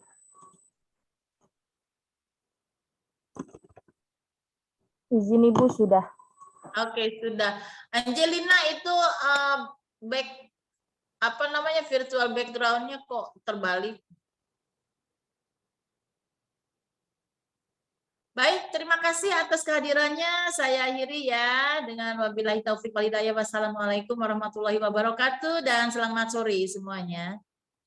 Waalaikumsalam warahmatullahi wabarakatuh. Terima kasih, Ibu. Terima kasih banyak, Ibu. Ya, jangan lupa saya berikan soal 10 ya, dan banyak sekali mencakup dengan target-target capaian. Mohon dicari ya angka-angka itu. Baik, saya izin leave ya. Selamat ujian besok dengan Ibu siapa? Ibu Sabdewi ya. Oke. Terima kasih sekali lagi. Assalamualaikum. Waalaikumsalam.